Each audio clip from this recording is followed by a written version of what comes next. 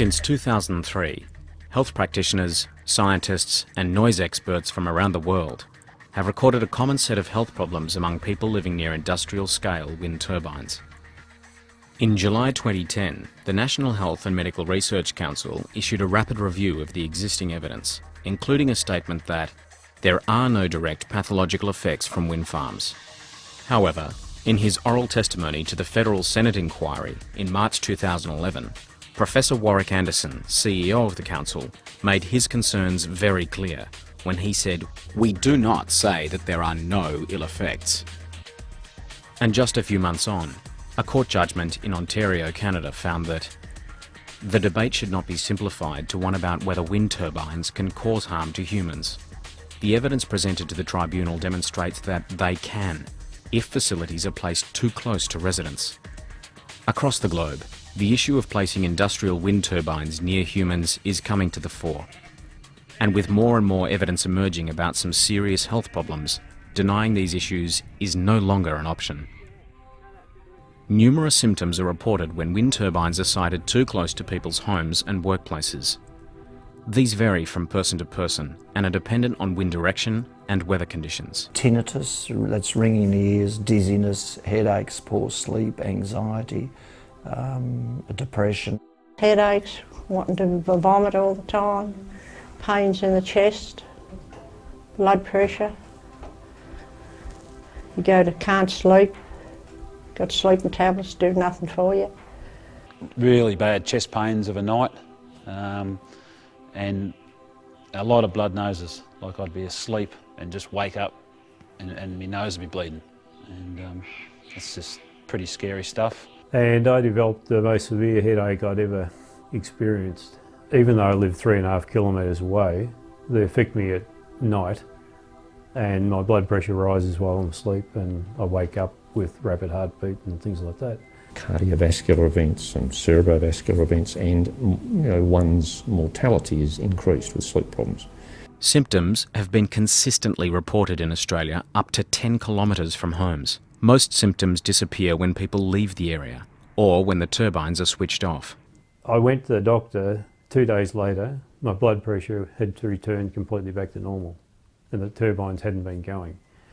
I remember there was like 5 days straight and it was dead calm, they weren't turning and we were just back to normal. It was just great. And then you get up the next morning and bang, they're going again and you just sink into depression and you start feeling the same effects just come back. Placing wind turbines too close to homes has a negative impact beyond personal health issues.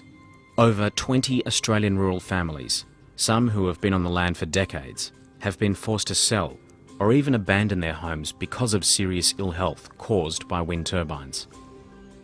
After speaking to our family doctor, his suggestion was the only way to fix the problem was to move from our family home.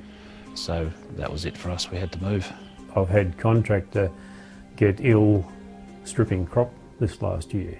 I've got a shearing shed here that's only 1 kilometre away. So if you've got staff in the shearing shed, you're responsible for them, and it's a worry. It's the way the wind farm companies go about their way of signing up residents, and that does concern me because that does divide small communities. One farmer would be given the information and signed up as a potential to have wind farms on their property, but they had to sign a confidentiality clause, which meant that they couldn't talk to their neighbours. Wind turbines emit both audible and inaudible noise and have various electromagnetic impacts. While there is some research on how sound and vibration energy affects humans, there is very little research specifically examining the effects of wind turbines. We still have a lot to learn about exactly why they are making people sick. I think firstly it makes sense to site the wind turbines as far away as possible from where people live. And how far is far enough? I don't know the answer to that. I think we need to establish some research to try to get data to sort this out. And now, the issue is in the national spotlight, with the Australian Federal Senate inquiry making important recommendations in June 2011. This includes that the noise standards should include appropriate measures to calculate the impact of low-frequency noise and vibrations indoors at impacted dwellings, that further consideration be given to the development of policy on separation criteria between residences and wind farm facilities, and that the Commonwealth Government initiate as a matter of priority thorough, adequately resourced epidemiological and laboratory studies. Despite the Senate inquiry, no action has yet been taken by the federal or state governments to properly implement these recommendations. And while nothing is being done, plans for even more developments across rural Australia are going ahead at an exponential rate.